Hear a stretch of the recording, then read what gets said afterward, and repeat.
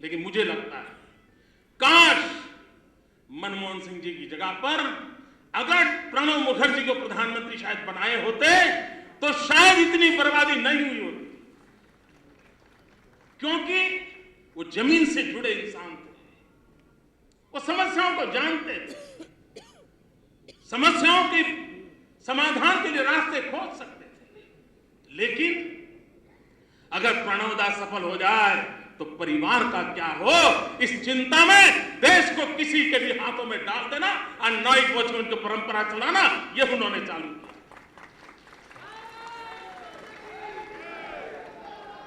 इतना ही नहीं मित्रों, इस देश ने बहुत प्रधानमंत्री देखे और अधिकतम प्रधानमंत्री कांग्रेस गोत्र के प्रधानमंत्री थे।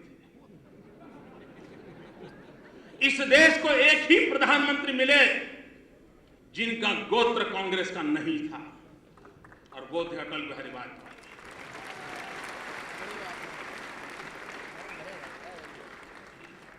अब देखिए, जब तक कांग्रेस में मोरारजी भाई थे प्रधानमंत्री का कोई स्कोप नहीं था। जब जब चंद्रशेखर कांग्रेस में थे प्रधानमंत्री होने की संभावना नहीं थी। जब तक चरण सिंह जी कांग्रेस में थे प्रधानमंत्री की संभावना नहीं थी। जब तक वीपी सिंह कांग्रेस में थे प्रधानमंत्री की संभावना नहीं थी। जब तक आई के गुजराल थे, देवेगौड़ा थे, संभावना नहीं थी। और उनकी अपनी ताकत जो भी होगी, कांग्रेस से जब बाहर निकले वो देश के प्रधानमंत्री पद पर पहुंचने के लिए सफल हो गए। कांग्रेस ने भीतर भी पूरी पार्टी को एक परिवार के लिए समर्पित करके रखा हुआ है, और उसके कारण देश में योग्य नेतृत्व पनप नहीं रहा है।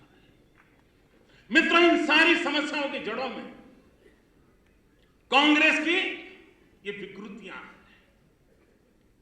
जड़ों में जब विकृतियां हैं, भाइयों बहनों, भारत के सार्वजनिक जीवन के लिए कांग्रेस एक दीमक की तरफ फैल गई है, और भारतीय जनता पार्टी के कार्यकर्ता को दीमक को खत्म करने के लिए कितनी मेहनत पड़ती है हम जानते हैं। इधर से खत्म करो तो उधर निकलती है। ये दीमक रूपी जो कांग्रेस का विकृतियां हैं, उससे नष्ट करने के लिए एक ही दवाई काम आने वाली है दोस्तों। कांग्रेस रूपी दीमक को अगर हिंदुस्तान की धरती से नष्ट करना है तो उत्तम से उत्तम दवाई है भारतीय जनता पार्टी के कार्यकर्ताओं का पसीना। भारतीय जनता पार्टी के कार्यकर्ता के पसीने में वो दम है, जो दम देश को इस कांग्रेस रूपी दीमक से मुक्ति दिला सकता है। भाइयों बहनों,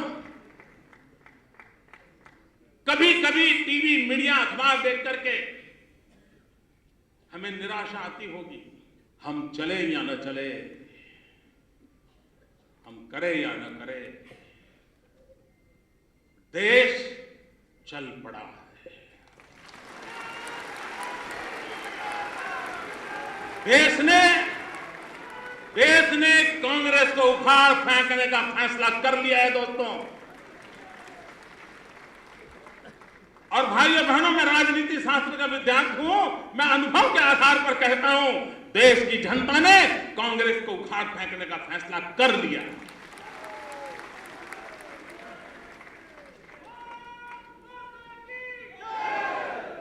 हमें सिर्फ वो जगह सही लोग भरे, इसकी चिंता करनी है। योग्य हाथों में ये चीज पहुंचे ताकि 60 साल देश के जो बर्बाद हो चुके हैं। भाइयों बहनों, जब अटल बिहारी वाजपेयी की सरकार थी, 20वीं सदी का उत्तरार्ध था, पूरे विश्व ने मान लिया था कि हिंदुस्तान 21वीं सदी का नेतृत्व करने के लिए अपने आप को सज्ज कर चुका है। अटल जी की सरकार के उस समय के निर्णयों के कारण पूरे विश्व में एक माहौल बन चुका था, और लग रहा था कि 21वीं सदी में हिंदुस्तान का रुतबा होगा। लेकिन 2004 के बाद जिस प्रकार का घटनाक्रम चला है, उससे साफ हो गया है मित्रों, 21वीं सदी में हिंदुस्तान का रुतबा न रहे, ये सिर्फ हिंदुस्तान का नुकसान नहीं है, लोकतंत्र और मानवता में विश्वास करने वाले विश्व के एक बहुत बड़े तबके का नुकसान है। यह हमारी वैश्विक जिम्मेदारी है कि आज के संकट के युग में हिंदुस्तान का रुतबा पैदा करें। मित्रों, आज विश्व कहता है कि 4 महासत्ताओं का खेल चलने वाला है। या कहते हैं अमेरिका, या कहते हैं चाइना, या कहते हैं यूरोपियन यूनियन, और आगे क्या कहते हैं, लेकिन चौथे के विषय में वो है तो हिंदुस्तान, लेकिन हिंदुस्तान को तय करना है कि वो इस योग्यता की में खरे उतरने को तैयार है कि नहीं है। हमारे लिए क्वेश्चन मार्क लगाया जाता है। भाइयों बहनों, क्या इस देश में बदलाव नहीं आ सकता है? मित्रों, इन लोगों के कारनामों के कारण देश निराशा की गर्त में डूब चुका है। हम भारतीय जनता पार्टी के कार्यकर्ता हमारे ट्रैक रिकॉर्ड के आधार पर, चाहे रमन सिंह जी हो, चाहे मनोहर पर्रिकर जी हो, चाहे जगदीश जी हो, चाहे शिवराज जी हो, चाहे धूमल जी हो, चाहे सुंदरलाल पटवा हो, चाहे शांता कुमार हो, क्या कल्याण सिंह जी हो, या राजनाथ सिंह जी उत्तर प्रदेश के पूर्व मुख्यमंत्री हो, जब जब जहां जहां हमें सरकार चलाने का मौका मिला है, हमने देश को कुछ न कुछ दिया है। आज भी उत्तर प्रदेश में जाइए, राजनाथ जी के शासनकाल के अंदर शिक्षा व्यवस्था में जो क्रांति लाई गई थी, आज वहां का एक एक बच्चा याद कर रहा है। सुंदरलाल पटवा जी के एक बार मैंने कहा था, मुझे अमेरिका के स्टेट डिपार्टमेंट के लोग मिले थे, वो कह रहे थे कि मध्य प्रदेश की सरकार एक मॉडल रूप सरकार चल रही है। 45 साल, उस समय की बात है, 45 साल तक कांग्रेस ने जो नहीं किया, वो 45 महीने के अंदर पटवा सरकार ने करके दिखाया था। ये दुनिया भर में तारीफ हम लोगों की होती रही है, सिर्फ नरेंद्र मोदी की नहीं, सिर्फ गुजरात की नहीं, सारी भारतीय जनता पार्टी की सरकारों की हुई है, मेरे सभी मुख्यमंत्री साथियों की हुई है मित्रों। क्योंकि प्रजा के लिए कुछ करना, गुड गवर्नेंस पे बल देना, ट्रांसपेरेंसी को प्राथमिकता देना, ये हमारे इरादे रहे हैं, हमारी कोशिश रही है। और मित्रों, मैं पॉलिटिकल पंडितों से आह्वान करता हूं, समय की मांग है कि देश के शासन के अलग अलग अनुभव हुए हैं। देश ने लेफ्टिस्टों की सरकार देखी है, देश ने कांग्रेस की सरकार देखी है, देश ने परिवार के द्वारा चलती हुई पार्टियों की सरकारें देखी हैं, देश ने मिलीजुली सरकारें देखी हैं, और देश ने भारतीय जनता पार्टी की सरकारें भी देखी है। 5 साल का कोई भी कालखंड पसंद कर लिया जाए और इन 5 प्रकार की सरकारों का इवैल्यूएशन किया जाए, मैं दावे से कहता हूं मित्रों, भारतीय जनता पार्टी सुशासन में नंबर 1 पर उतरेगी। ये हमारा ट्रैक रिकॉर्ड है मित्रों। देश निराशा की गर्त में डूबा हुआ है।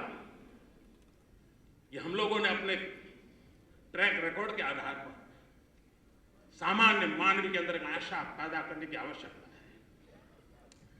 समाज का बहुत बड़ा वर्ग यही कहता है, छोड़ो यार, कुछ होना नहीं है, ये हमारा नसीब, हम पैदा हुए, यही भाषा है। भाइयों बहनों, मैं कुछ 2 उदाहरणों से बताना चाहता हूं, 2 उदाहरण आपके सामने रखना चाहता हूं।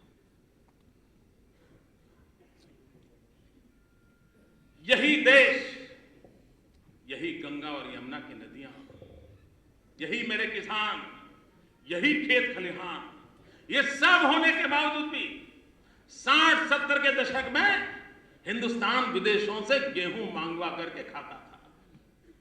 PIL 48 ये गेहूं को लाना और गांव-गांव बांटना इस सरकार का प्रमुख काम रहता था।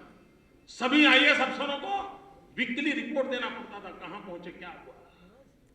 एक लाल बहादुर शास्त्री आए, उन्होंने कहा, जय जवान जय किसान। फर्क देखिए मित्रों, एक लाल बहादुर शास्त्री आए, जय जवान जय किसान का मंत्र दिया, हिंदुस्तान का किसान उठ खड़ा हो गया और हिंदुस्तान भूखा नहीं मरेगा। हिंदुस्तान का आम आदमी विदेशी गेहूं खाने के लिए मजबूर नहीं होगा। यह संकल्प सरकार ने नहीं, मेरे देश के किसानों ने लिया, लाल बहादुर शास्त्री के आह्वान पर लिया और देश के अन्न के भंडार भर दिए।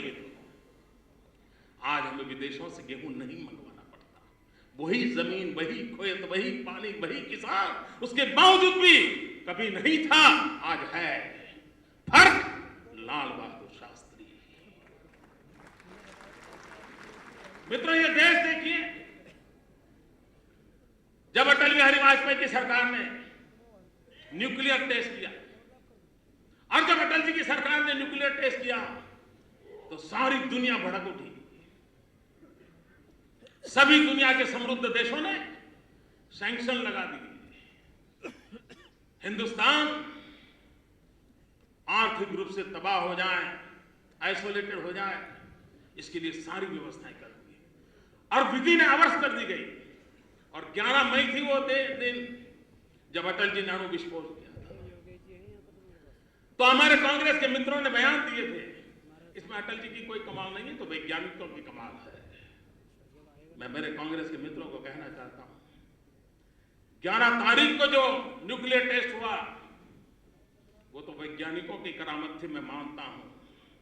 लेकिन दुनिया की नाराजगी के बाद, इकोनॉमिक सैंक्शन लगने के बाद, हर प्रकार के आर्थिक घेराबंदी करने के बाद, यह अटल बिहारी वाजपेयी के नेतृत्व में दम था कि 13 तारीख को दोबारा न्यूक्लियर टेस्ट करके दुनिया को बता दिया हम झुकने वाले लोग नहीं। ताकत 11 वाले ने जितनी है उससे ज्यादा ताकत 2 दिन के बाद 13 तारीख को न्यूक्लियर टेस्ट किया था उसमें थी। और वो भारतीय जनता पार्टी के चरित्र का दर्शन कराती है, वो भारतीय जनता पार्टी के सामर्थ्य का दर्शन कराती है। और मित्रों, एक नेता क्या कर सकता है उसका उदाहरण देती है। भाइयों बहनों, सारे विश्व ने हमकी आर्थिक नाकाबंदी की थी, दुनिया ने हमको आइसोलेट कर दिया था। और तब अटल बिहारी वाजपेयी ने विश्व में फैले हुए भारतीयों को आह्वान दिया था कि देश पर एक बहुत बड़ा आर्थिक संकट आया है, विश्व के बन बैठे नेताओं ने हम पर जुल्म डाला है, मेरे देशवासियों खड़े हो जाओ और आप इस बॉन्ड को खरीद करके हिंदुस्तान का फॉरेन एक्सचेंज का तिजोरी भर दो।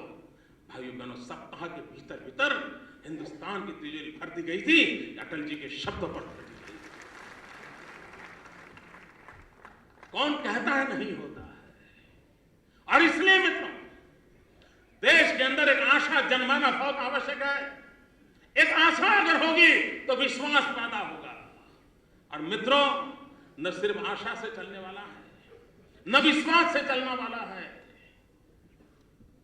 मित्रों, देश को फिर एक बार, देश के हर नागरिक को, देश के हर जवान को अरमान जगाने की आवश्यकता है। सिर्फ आशा और विश्वास नहीं चलेगा।